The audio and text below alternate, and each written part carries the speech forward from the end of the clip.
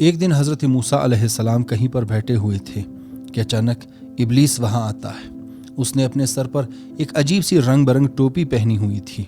جب وہ حضرت موسیٰ علیہ السلام کے پاس پہنچا، اس نے اپنی ٹوپی اتار کر سلام کیا اور ادب سے ان کے پاس کھڑا ہو گیا۔ حضرت موسیٰ علیہ السلام نے سوال کیا، کون ہو تم؟ تو اس نے جواب دیا، میں ابلیس ہوں۔ حضرت موسیٰ علیہ السلام فرمانے لگے کہ اللہ ہمیں اور تمام انسانوں کو تمہاری شر سے محفوظ رکھے۔ ابلیس نے کہا، میں اس لیے آپ کے پاس آیا ہوں کہ آپ اللہ کے منتخب نبی ہیں، اس لیے میں نے آپ کو سلام کیا۔ حضرت موسیٰ علیہ السلام نے سوال کیا، یہ تمہارے سر پر کیسی ٹوپی ہے؟ ابلیس نے جواب دیا، یہ ٹوپی رنگوں اور چمک سے بری ہے۔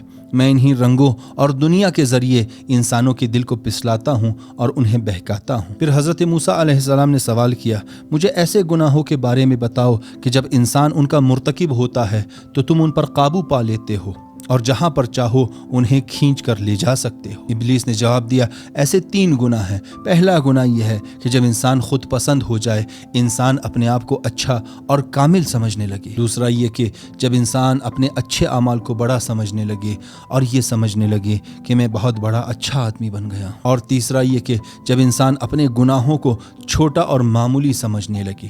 جب انسان ان 3 کاموں کا مرتکب ہوتا ہے تو میرے لیے ان کا بہکانا آسان ہو جاتا ہے اور میں جس طرف چاہوں انہیں کھینچ کر لے جا سکتا ہوں۔